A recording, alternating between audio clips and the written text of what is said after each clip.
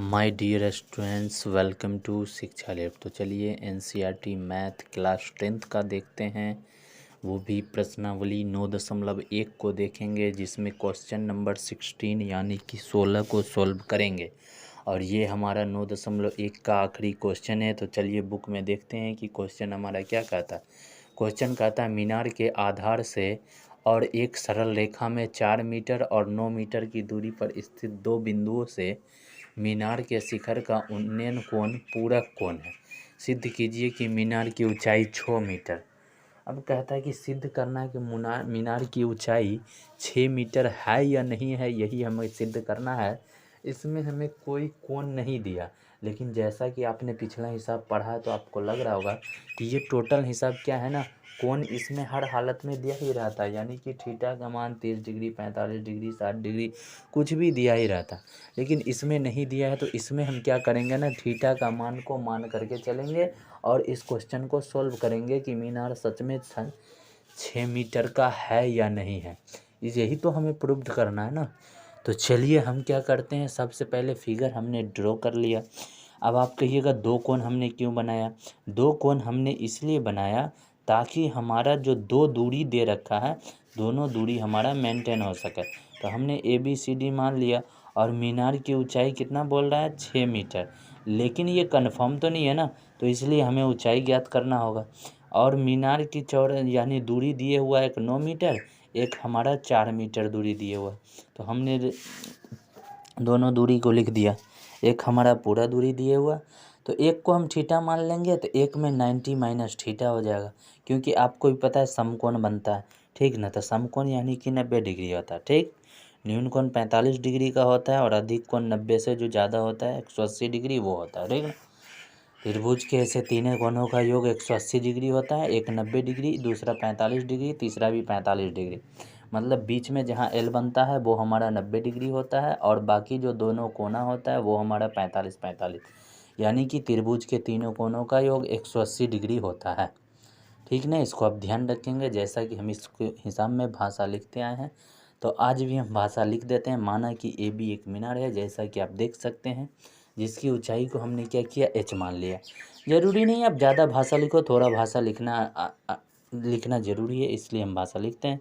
तो हमने इसमें थोड़ा सही भाषा लिख दिया है कि AB एक मीनार है जिसकी ऊंचाई H है, ठीक। अब यहाँ समकोण त्रिभुज ACB में चलेंगे, तो हमारा समकोण त्रिभुज ACB में AB/BC होगा।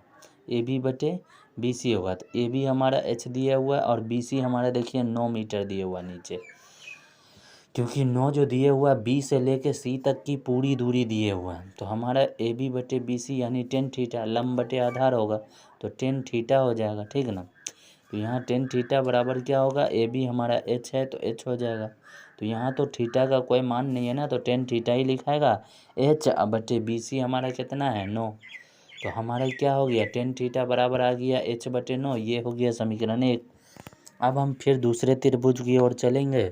तो दूसरा त्रिभुज हमारा क्या कहता है, लिख देते हैं समकोण त्रिभुज। वो ACB में था, अब ADB में होगा, ठीक।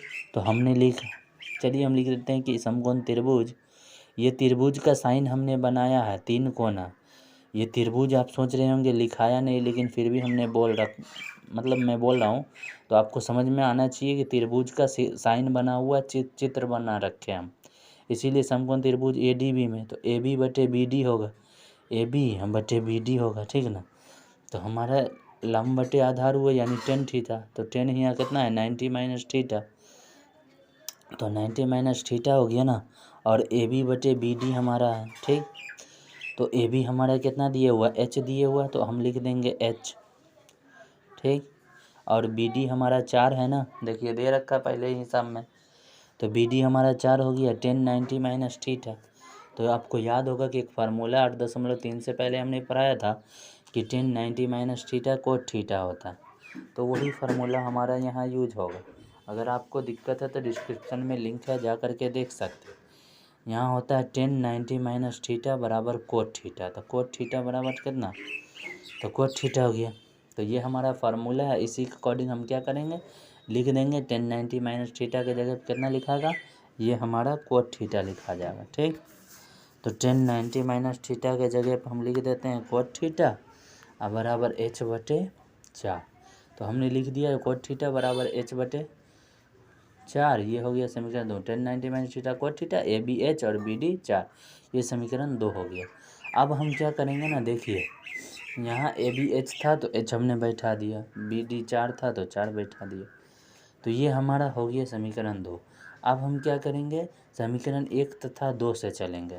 तो हम लिख देंगे अब समीकरण 1 तथा 2 से, समीकरण 1 तथा 2 से, ठीक।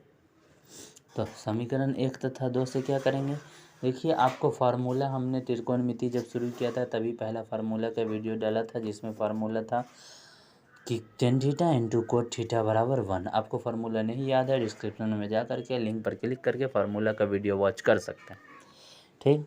तो यहाँ tan theta into cot theta बराबर 1 होता है, ऐसा फार्मूला था।